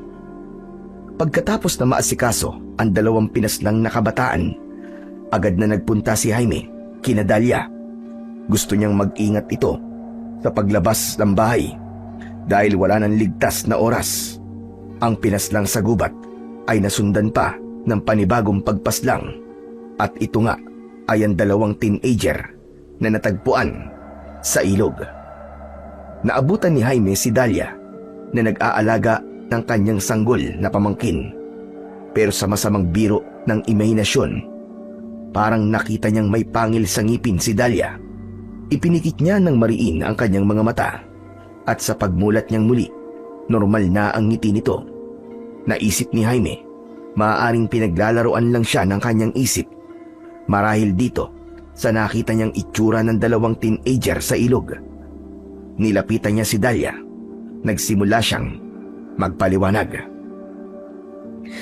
Natutuwa akong makita kang ligtas at narito nag-aalaga ng pamangkin mo na baby. At sana Dalia, pumirmi ka na lang muna dito sa bahay niyo ha. Kanina lang may natagpuan kaming 2 teenager sa may ilog. Patay na sila. Napayuko si Dalia. Ayaw niyang mabasa ni Jaime sa kanyang mga mata ang linamnam na natikman niya sa sariwang dugo at lamang loob ng teenager na lalaki. Alam ni Dalia na mali, pero ang halimaw na nagmamay-ari na ngayon ng kanyang katawan ang siya nang nasusunod. At ang sanggol na karga niya ngayon, ang sanggol na panganay na anak ng kuya niya at hipag, ay kanina pa niya gustong-gustong lapain. Pero nangingibabaw pa rin ang pagiging tao ni Dalia. Pinigil niya ang sarili dahil ang sanggol na nasa mga braso niya ay kadugo niya. Hindi niya gustong ipahamak ang sanggol na ito. Muling nagsalita si Jaime. Hindi ka ba natatakot sa nangyayari sa paligid natin? Umiling si Dalia. Hindi niya maibuka ang bibig niya. Ramdam niya ang matutulis na ngipin na lumabas sa bibig niya. Nagsimula ng manginig si Dalia. Kailangan mabitiwan niya na ang sanggol na hawak niya dahil may kung anong puwersa na nagtutulak sa kanyang lapain na ito. Bigla niyang ibinigay kay Jaime ang sanggol na pamangkin. Bakit mo binibigay sa akin ng baby, Dalia? Uy, Dalia, nanginginig ka! Ano nangyayari sa'yo? Kinarga ni Jaime ang sanggol at saka nagmamadaling tumakbo sa kwarto si Dalia. Lalong lumakas ang panginginig niya. Ang mga pakpak niya ay humugalpos sa damit na suot niya. Inilak niya ang pinto ng kwarto. Hindi siya dapat makita ni Jaime sa ganong itsura. Agad namang sumunod si Jaime dito. Pilit na kumatok at tinanong si Dalia. Dalia? Dalia, ano ba nangyayari sa'yo? Dalia, nag-aalala na ako sa kilos mo ah. Natatakot ka ba sa ikinuwento ko sa'yo tungkol sa 2 teenager na natagpo ang patay sa ilog? Dalia, nagpunta ako rito para sabihin sa'yo ang nangyari. Hindi para takutin ka, kundi para pag-ingatin ka. Dalia, mahalaga ka sa akin. Gusto ko na rin sanang malaman ang sagot mo sa love letter na inabot ko sa'yo. Habang lumilipas kasi ang mga araw, lalong gusto kitang protektahan eh. Hindi sumagot si Dalia. Paano niya sasabihin sa lalaking mahal niya na sila ni Nena ang pumaslang sa 2 teenager na natagpo ang patay sa ilog? Pero habang nilalabanan ni Dalia ang pagpapalit anyo ng kanyang katawan, bigla niyang naisip ang pamilya ni Nena ang dahilan kung bakit siya naging aswang. Dapat itong malaman ni Jaime. Napasigaw si Dalia na aswang. Si Nena ang aswang. Ano? Anong sinabi mo, Dalia? Muling nagsalita si Dalia. Inulit niya ang sinabi niya. Si Nena, siya ang aswang. Pinaslang niya ang 2 teenager. Nabigla si Jaime sa mga sinabi ni Dalia. Hindi pwedeng maging aswang si Nena. Ano? Pero hindi pwedeng mangyari yan. Kababata natin si Nene. Hindi siya pwedeng maging aswang. Bakit hindi ka ba lumabas sa kwarto mo? Ano ba nangyayari sa'yo, Dahlia? Bakit bigla ka nalang nagtago sa kwarto? Buksan mo nga itong pinto. Kausapin mo ako. Hindi na sumagot si Dahlia. Hindi na rin siya pinilit ni Jaime. Minabuti ng binata na hayaan na muna si Dahlia. Pakiramdam niya na bigla ang dalaga sa ibinalita niya. Aalis na ako, Dahlia. Ibibigay ko sa kuya mo tong baby. Kapag okay ka na, mag-usap tayo ulit. Hindi pwedeng maging aswang si Nena, Dahlia. Matagal na tayo magkakakilala eh. Hindi siya pwedeng maging aswang. Pinuntahan ni Jaime ang kuya ni Dahlia na noon ay nasa barangay hall. Sinabi niya rito ang kakaibang kilos ni Dahlia. Kinuha ng kuya ni Dahlia ang sanggol at umuwi na muna ito para tignan ang kalagayan ng kapatid. Nang sandaling yon, mas malapit nang lumatag muli ang dilim sa paligid. Pinulong ng kapitan sa barangay hall ang kanyang mga tanod at kagawad. Sa unang pagkakataon, ipinagtapat niya sa mga ito na maraming taon na ang nakalipas. Nasa elementarya siya noon nang magkaroon ng sunod-sunod na pagpatay sa kanilang baryo. Ito raw ay dulot ng aswang. Pero mula nang lumaki siya hanggang nakapag-asawa at nagkaanak, hindi na naulit ang ganong klase ng pagpaslang. Hindi nahuli ang aswang. Inakala ng matatanda na basta na lang itong umalis sa kanilang baryo. Pero ngayon, nababahala siya dahil sa klase ng pagpaslang sa mga biktima. Malaki ang duda ni Kapitan na ito ay kagagawan ng isang aswang. Nagbalik na naman sa isip ni Jaime ang sinabi ni Mang Leon. Naiintindihan ko. Bilang barangay tanod, rumuronda ka at nagpapaalala sa mga taga rito. Pero, hindi naman natin kilala ang lahat ng taga rito. Ano pong ibig niyo sabihin? Yun mismo, Jaime. Maaaring mukha silang tao, pero hindi pala. Para itong alingaw-ngaw na naririnig at paulit-ulit sa isip ni Jaime. At kanina lang, takot na sinabi ni Dahlia na si Nena ang aswang. Si Nena ang aswang. Parang gusto nang maniwala ni Jaime sa sinabi ni Dahlia. Nakapagdududa ang binitiwang salita ni Mang Leon. Nasabi ni Jaime sa kanyang sarili. Paano kung si Nena nga ang aswang? At alam ito ni Mang Leon. Pero kung aswang nga si Nena, bakit ngayon lang siya pumaslang? At bakit siya pinagtatakpan ni na Aling Ibyang? Baka silang mag-anak ang mga aswang. Dapat ko bang sabihin kay Kapitan ang hinala ko? Pero hindi kaibigan ko si Nene.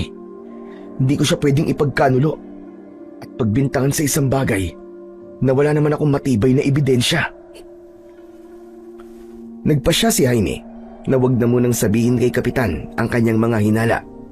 Hinintay niyang matapos ang pagpupulong sa barangay hall. Pinag-ingat sila ni Kapitan sa gagawing pagroronda ngayong gabi. Pinuha na ni Jaime ang kanyang arnis na magsisilbi niyang armas laban sa mga masasamang loob. Pero nabuo sa isip ni Jaime na pupuntahan niya si Nena sa gabing ito. Magmamanman siya sa bahay ni Mang Leon at Aling Ibyang. Gusto niyang makita mismo kung totoo ba ang bintang ni Dahlia. Pilit na nagkubli sa halamanan si Jaime, pero napansin niya ang liwanag na nagmumula sa buwan. Masyadong maliwanag ang buwan. Madali ako makikita sa aking pinagkukublihan. Isa pa, hindi ako sigurado kung ano ang dapat kong abangan o hintayin dito sa labas ng bahay ni Nena. Kung doon kaya ako sa silong ng bahay ni Mang Leon, doon kaya ako magmanman. Nagmamadali si Jaime na pumunta sa silong ng bahay ni Mang Leon at Aling Ibyang. Nakita niyang may liwanag na tumatagos buhat sa siwang ng mga sahig na yari sa kawayan. Naririnig niya ang mga boses. Kilala niya ang tinig na nag-uusap. Sina Mang Leon, Aling Ibyang at si Nena. Pinilit lumapit ni Jaime sa pinagmumulan ng mga boses. Nabanggit ni Mang Leon si Dahlia. Kinutuban si Jaime. Gusto niyang maintindihan ang kanilang pinag-uusapan hanggang sa nagsalita si Nina. Bakit ayaw niyo po akong isama ngayong gabi? Pinaghahanap ang pumatay sa 2 teenager. At kung papaslang ka ulit ngayong gabi, baka mapahamak ka. Kung hindi ako lalabas, sino ang pipigil kay Dahlia? Baka paslangin niya si Jaime. Hindi ako makakapayag na gawin niya yun. Sa akin lang si Jaime. Makinig ka sa akin, Nena. Kami ng iyong ina ang bahala kay Dahlia. Minsan niyo na pong sinabi na kayo ang bahala. Na mawawala siya sa akin landas para masolo ko si Jaime. Pero ano nangyari? Nagbago ng anyo si Dahlia at ngayon, pareho na kami. Parehong mabangis. Pareho ng lakas. Pareho na kaming aswang. Nawalan ng balanse si Jaime sa kanyang narinig. Nabitiwan niya ang hawak na arnis. Humampas ito sa hilera ng mga boteng babasagin na nakatapon sa silong ng bahay ni Mang Leon. Lumikha ito ng ingay, dinig hanggang sa itaas ng bahay. At dahil matalas ang pandinig ni Mang Leon, kinutuban siyang may nakikinig sa kanilang pag-uusap. Pinatay niya ang gasera na nagsisilbing ilaw sa kanilang bahay. Sininyasan niya si Aling Ibyang at si Nena na huwag magsalita. Maririnig ang dahan-dahan nilang pagakbang sa sahig na gawa sa kawayan. Dumilim ang paligid. Walang makita si Jaime. Kung tatakbo siya palabas ng silong, lalo siyang mahahalata. Maririnig ang kanyang pagtakbo at lalo siyang malalagay sa panganib. Pilit kinapa ni Jaime sa dilim ang kanyang arnis. Kailangan niya ito para ipagtanggol ang kanyang sarili. Malakas ang kaba sa kanyang dibdib. Paano kung malaman ni Mang Leon na nakikinig siya? Paano kung totoo ang narinig niyang mga aswang, sina Nena at Dahlia? Tsak, papatayin siya ng mga ito. Naalala ni Jaime ang love letter na ibinigay niya kay Dahlia. Si Dahlia ang gusto niya, pero ngayon niya lang nalaman na may pagtingin din sa kanya si Nena. Kaya pala panay ang pagbibigay nito sa kanya ng pagkain at inaning gulay mula sa kanilang taniman. Pero kung aswang na rin si Dahlia, dapat niya na itong iwasan. Habang natatakot si Jaime, narinig niya ang pagaspas ng mga pakpak. Papalayo ito. Hindi niya alam kung ano at sino ang lumikha ng mga pagaspas ng pakpak. Hindi niya magawang umalis sa silong ng bahay ni Mang Leon sa takot na makita siya ng mag-anak. Sa wakas, nahawakan ng muli ni Jaime ang kanyang arnis. Kahit papano, kung may umatake sa kanya, may panlaban siya. Hinawakan niya ito ng mahigpit. Dahan-dahan siyang humakbang para umalis sa silong ng bahay. Nakita niyang walang tao sa paligid. Nasa malayo na ang mga kasama niyang tanod ng gabing yun. Kabado si Jaime, pero nilakasan niya ang loob niya.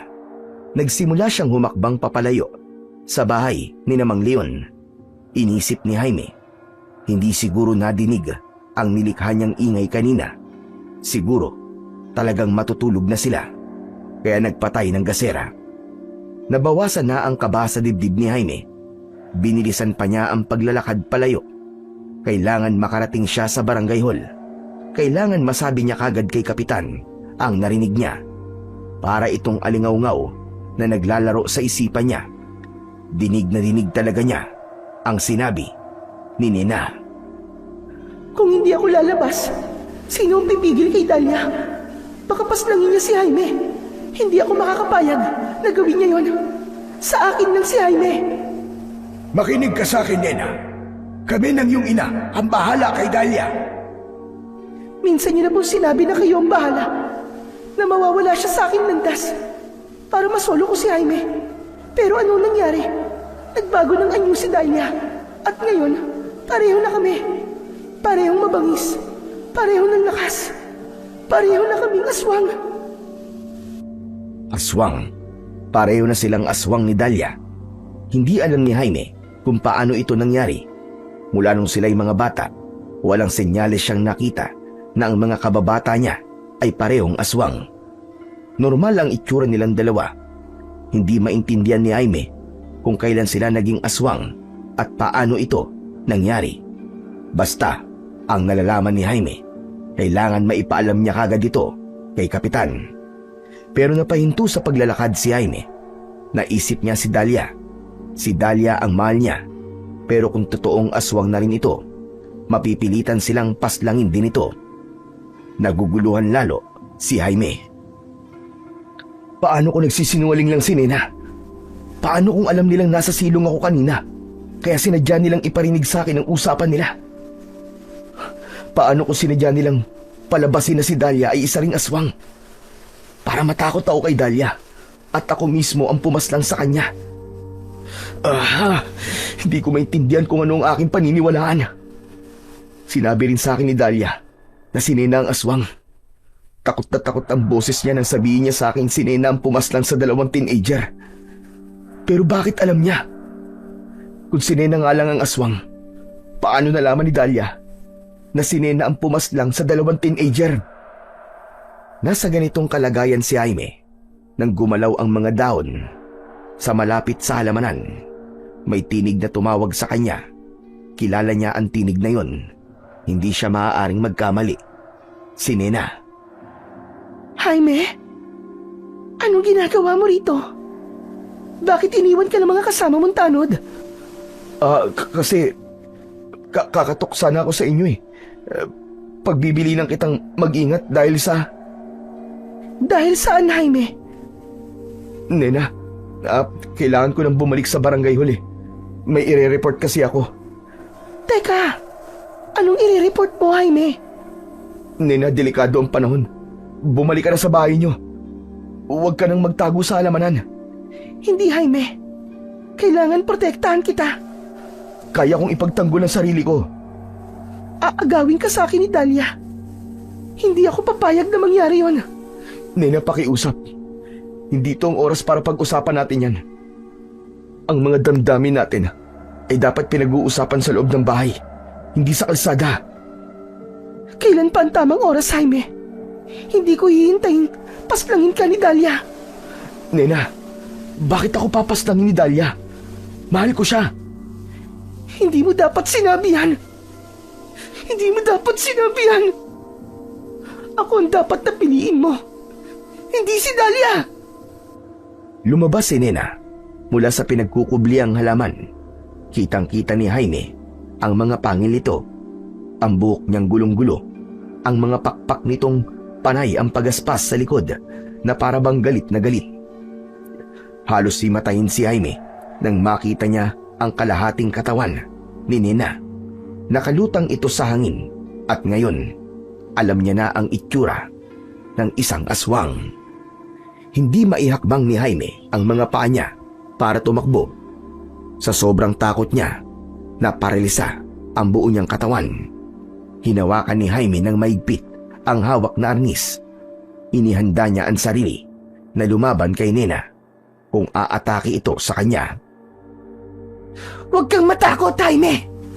Mahal kita. Ginawa naming aswang si Dahlia para lumayo siya sa'yo. Huwag ka lalapit. Huwag ka lalapit sa akin, Nena. Hindi kita sasakbalin. Sabihin mong mahal mo ako. Nena, ang mga mata mo nanlilisik, pulang-pula. Sabihin mong mahal mo rin ako, Jaime. Sabihin mo. Nena, bigyan mo ako ng panahon. Wala nang panahon, Jaime. Kailangan sabihin mong mahal mo ako. Isang malakas na pagaspas ng pakpak ang pumutol sa pagsasalita ni Nena. Dumating si Dahlia. Lumilipad ito. Kalahati na rin ang katawan niya ang lumilipad. Naniniwala na si Jaime na si Dahlia ay isa na ring aswang. At ngayon, magkaharap na ang dalawang babae na parehong may damdamin sa kanya. Hindi alam ni Jaime kung ano ang dapat niyang gawin. Nagsalita si Dahlia. Sinabi niya kay Jaime na kaya siya naroon upang ipagtanggol ang binata laban kay Nena. Na hindi siya dapat maniwala kay Nena dahil nilansi siya nito. Pati na ang magulang nito nang pakainin siya ng atay. Kaya siya naging aswang. Hindi alam ni Jaime kung sino ang paniniwalaan. Iba na rin ang itsura ni Dahlia. Nakakapangilabot. Mahahaba ang pangil nito. Nanlilisik din ang mga mata. Gulo ang mahaba nitong buhok. At tulad ni Nena, panay rin ang pagaspas ng mga pakpak ni Dahlia. Anumang oras, aatake ito. Pero hindi alam ni Jaime kung siya ang sasaktan o si Nena. Pero bago pa nakakilos si Jaime para tumakbo at takasan ang dalawang aswang, panibagong pagaspas ng mga pakpak ang narinig niya. May isa pang aswang at lalaki ito. Kitang-kita ni Jaime ang dumating na isa pang aswang ay si Mang Leon. Natiyak ni Jaime na ito na ang kanyang katapusan. Naalala niya ang itsura ng dalawang teenager na wakwak ang tiyan at wala nang lamang loob. Alam niyang yun din ang kanyang sasapitin ngayon. Pero nagsalita si Mang Leon. Lumayo ka na, Dahlia! Tanggapin mo ang sumpa na inilapat namin sa iyo. Lumayo ka at ipaubaya mo si Jaime kay Nena. At hindi ka namin papaslangin. Sumagot si Dahlia. Bakit ako ang lalayo? Ako ang mahal ni Jaime. Patunay ang love letter na ibinigay niya sa akin. Bakit hindi kayo mag-anak ang lumayo rito? Sabi ni Dahlia. Bakit hindi si Nena ang magpaubaya? Sinabi ko na sa'yo, maraming ibang lalaki, pero wag si Jaime. Habang nagtatalo sina Nena at Dahlia, nagpatuloy naman sa paglalakad at paghahanap ang mga kasamang tanod ni Jaime. Kanina lamang, narinig na rin nila ang pagaspas ng mga pakpak at isa sa mga tanod na ito ay nakitang may lumabas na nilalang sa kwarto ni Dahlia. Lumilipad ito pero hindi niya maaninaw kung tao o anong nilalang ang nanggaling sa kwarto ni Dahlia. Agad niyang ipinaalam sa kuya ni Dahlia ang kanyang nakita. Nagmadali silang kumatok sa kwarto ni Dahlia. Nataranta sila, lalo pa nga at may sanggol sa loob ng bahay. Ayaw nilang mapahamak ang anak ng kuya ni Dahlia. Pero ayaw rin nilang may mangyaring masama kay Dahlia. Pilit silang kumatok sa kwarto ni Dahlia pero walang sagot ang dalaga. Ni hindi nila alam na si Dahlia ang nakita ng tanod na lumipad palabas ng kwarto. Sa tindi ng pag-aalala ng tanod at ng kuya ni Dahlia, binuksan na nila ang kwarto nito pero nakasarado mula sa loob. Natakot ang kuya ni Dahlia, baka kung ano na ang nangyari sa kapatid niya, kaya punersa nito ang pinto. Dalawa silang nagtulong na puwersay nitong buksan. At nang mabuksan ito, wala sa loob si Dahlia, pero ang kalahati ng katawan nito ay naroon. Napatakbo sa labas ng bahay ang kuya ni Dahlia. Pilit hinahanap ang kapatid. Hindi niya nakita si Dahlia. Natakot si Edong. Hindi siya makapaniwala sa nakita. Hindi siya naniniwala sa aswang. Pero ano ang kahulugan ng kanilang nakita? Kalahati ng katawan ni Dahlia ang nakatayo sa tabi ng bintana. Nawawala ang taas na bahagi ng katawan. Isa lang ang maaaring kahulugan nito. Aswang si Dahlia. Pero hindi pa rin makapaniwala si Edong. Lalong hindi niya pwedeng iwan ang asawa niya at anak. Kailangan manatili siya sa loob ng bahay at protektahan sila. Bumalik siya sa bahay at nakiusap sa tanod na i-report sa barangay captain ang nangyari kay Dahlia.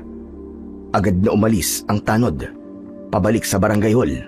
Hindi niya alam ng sandaling yon ay nasa panganib na ang buhay ni Jaime.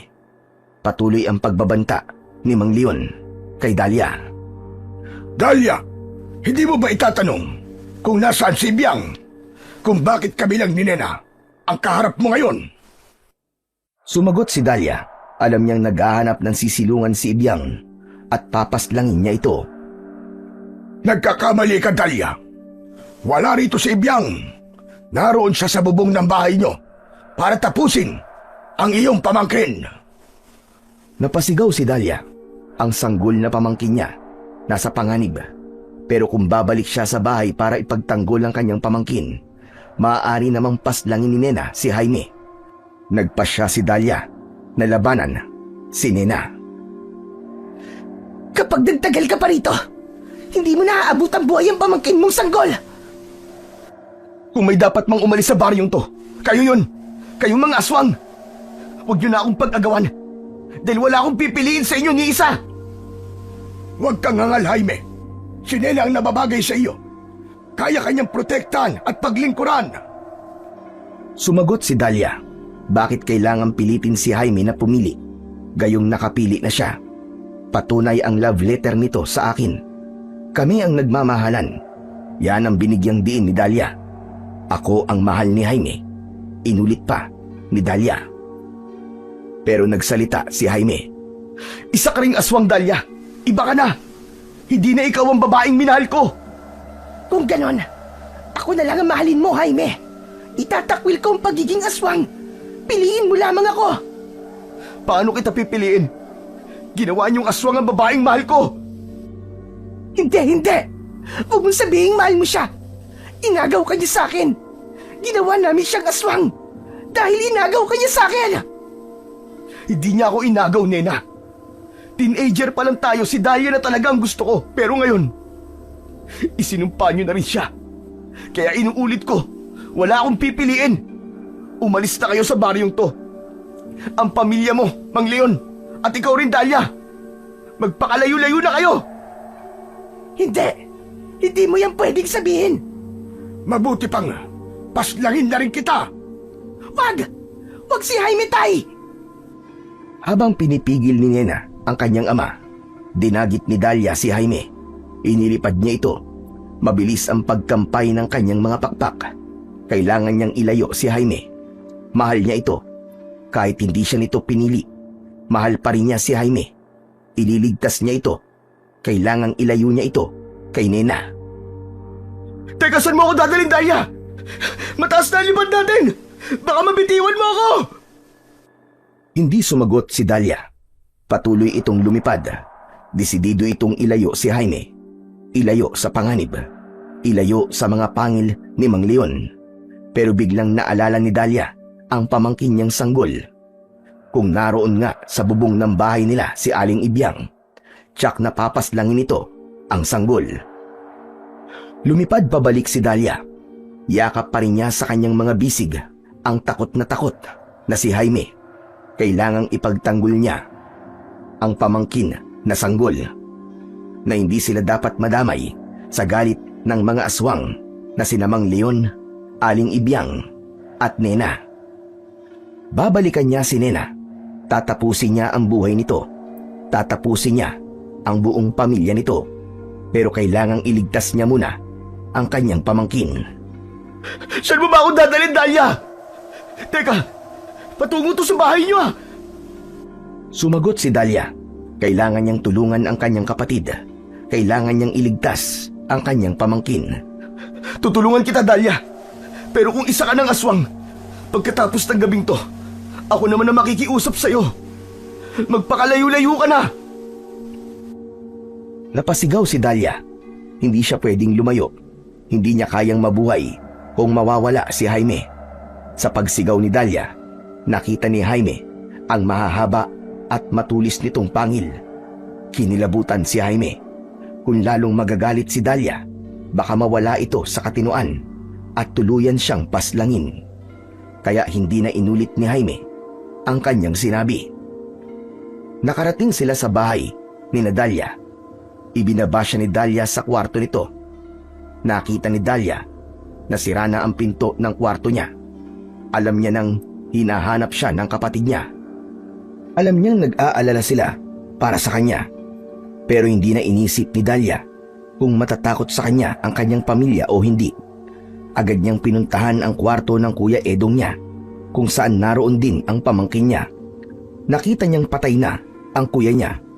Pinaslang ito ni Aling Ibyang, na ngayon ay hawak na ang sanggol sa kanyang mga braso.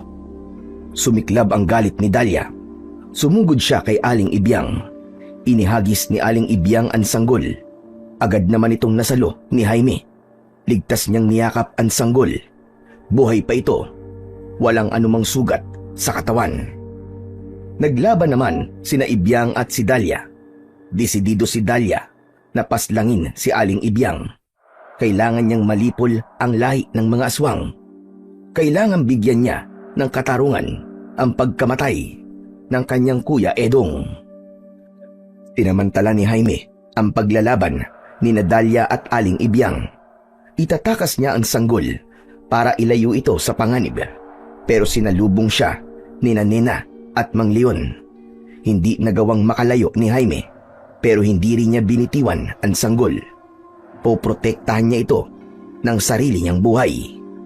Ibigay mo sa akin ang sanggol para makumpleto na ang paglipol namin sa pamilya ni Dalia.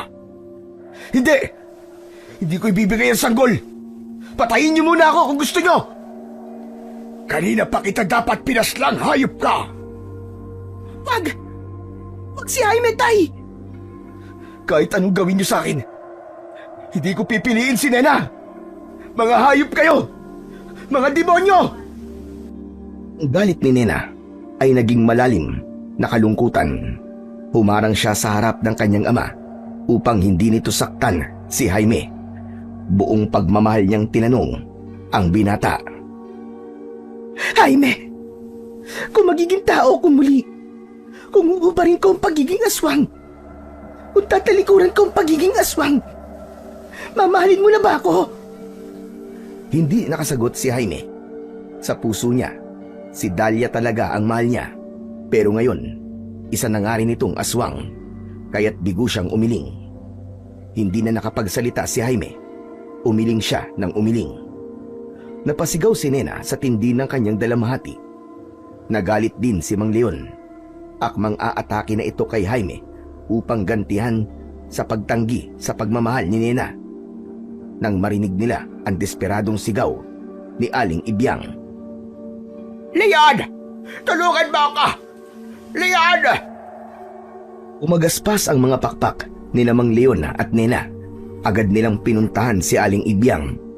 Napatakbo rin si Jaime. Sumunod siya kina Mang Leon at Nena. Bumalik siya kung saan niya iniwanan sina Dalia at Aling Ibyang na naglalaban. Kalunos-lunos ang itsura ni Aling Ibyang. Bali ang dalawang pakpak. Duguan ito. Naghihingalo. Nakangiti si Dalia. Nagtagumpay siyang talunin si Aling Ibyang. Galit na galit si Nena. Sinugod niya si Dalia upang paslangin. Pero pinigilan siya ni Aling Ibyang. Gayon na rin si Mang Leon. Meron siyang kailangang gawin para matapos na ang paghihirap ng kanyang ina. Ang sabi ni Dalia, "Sige, sumugod pa kayong mag-ama. Tatapusin ko rin kayo para mapasa akin na ng tuluyan si Jaime." Pero hindi nagsalita si Jaime. Ayaw niyang mapahamak ang sanggol na yakap niya kung kukontra siya kay Dalia. Nanatiling tahimik si Jaime. Muli namang nagsalita si Mang Leon. Nena, ang iyong ina! Kailangan siya muna ang harapin natin! Anong gagawin natin para siya iligtas? Hindi na siya maililigtas. Pero ang iluluwa niya, kailangan saluin mo! Bakit, Tatay? Para magpatuloy ang ating lahi! Hindi! Ayoko! Kailangan saluin mo, Nena. Naghihirap na siya. Hirap na ang iyong ina. Kapag hindi mo sinalo, pati ako ay papanaw din. At ang pagiging aswang ko? Kailangan saluin mo ang iluluwa ng iyong ina. Huwag kang tumutol. Nena, iluluwa ko na ang bato ng kapangyarihan. Saluin mo, anak! Hindi, ayoko, Inay! Hindi ko kailangan ng kapangyarihan ng aswang! Ang gusto ko ay mabuhay ka! Mamamatay kami ng iyong ama kung hindi mo ito tatanggapin. Hindi! Ayoko! Ayoko maging aswang! Ayoko nang pumaslang! Tinanong ko kanina si Jaime na kung magiging normal na tao ko muli, pipiliin na ba niya ako? Umiling siya, Inay! Tumanggi siya! Nena, nahihirapan na ang iyong ina. Huwag mo nang patagalin ang kanyang pagdurusa. Hindi si Jaime malaga ngayon, kundi ang ipapasang kapangyarihan ng iyong ina. Hindi ka pwedeng tumutol! Sumugod si Dalia para siya na mismo ang tumapos sa naghihingalong si Ibyang. Pero humadlang si Mang Leon. Siya ang sinakmal ni Dalia. Sila ni Mang Leon ang naglaban. Habang nagkakagulo sa paglalaban sila Mang Leon at Dalia, lumapit si Nena sa kanyang ina. Sige, Inay! Iluwa niyo na! Sasaluhin ko ng kapangyarihang sinasabi nyo.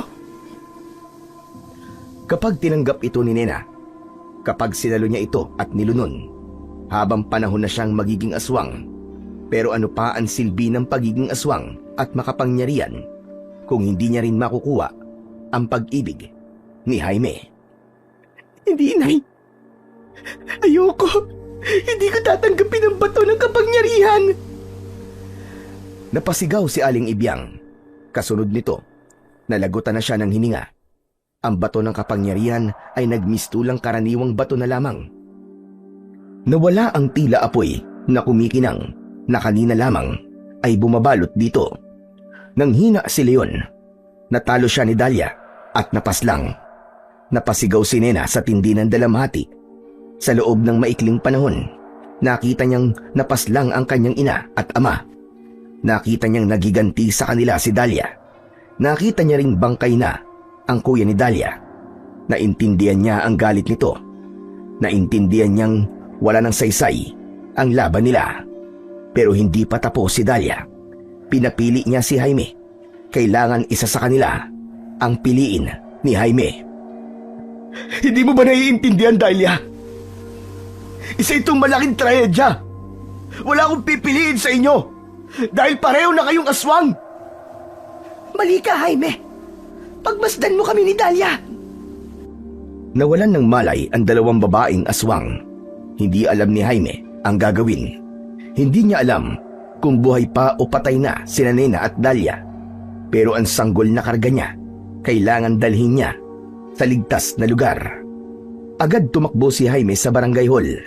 Naabutan niyang nagkakagulo sina kapitan at ang iba pang mga tanod. Alam na nilang may nangyaring kababalaghan sa bahay ni Dahlia at yun ang pupuntahan nila. Hinahabilin ni Jaime sa isang babaeng kagawad ang sanggol na pamangkin ni Dahlia. Sumama siya kina kapitan at sinabi niya ang buong pangyayari. Pagdating nila sa bahay ni Dahlia, nawawala ang katawan ni Mang Leon at Aling Ibyang. Ang naabutan na lang nila doon ay ang pinaslang na katawan ng Kuya Edong ni Dahlia. Maging si Nena at Dahlia ay nawala rin. Minabuti nilang hanapin ang mga nawawalang katawan. Si Jaime ay naiwang nagtataka. Isa lang ang naisip niyang lugar na pwedeng puntahan ni Nena. Hindi siya sumama sa mga kapwa tanod. Agad siyang lumabas ng bahay ni Dahlia. Alam niya kung saan maaaring nagpunta si Nena. Nagmamadali siyang tumakbo patungo kina Nena. Naabutan niya itong inililibing na ang ama at ina sa kanilang bakuran. Wala na ang pakpak ni Nena. Buo na ang kanyang katawan. Wala na ang kanyang mga pangil at mahahabang kuko. Nagbalik na sa pagiging tao si Nena. Naglakad si Jaime palapit sa kababata. Lumingalinga pa siya sa paligid. Hinahanap ng kanyang mata si Dahlia. Pero wala ito. Hindi niya nakita sa paligid. Nena, tao ka nang muli. Nagbalik ka na sa pagiging tao. At hindi na ako magiging aswang, Jaime. Hindi na ako papaslang. Nasaan si Dahlia? Si Dahlia pa rin ba ang mahalaga sa'yo? Hindi, Nena. Gusto ko lang malaman kung siya ay mananatiling aswang o malaya na. Hindi ko alam. Naghiwalay kami. Wala nang dahilan para paslangin ko pa siya. Nang sabihin mong wala kang pipiliin sa amin, naramdaman ko ang bigat ng kabiguan. Sana hindi na namin pinlanong gawing aswang si Dahlia. Sana hindi ko pinairal ang kasakiman.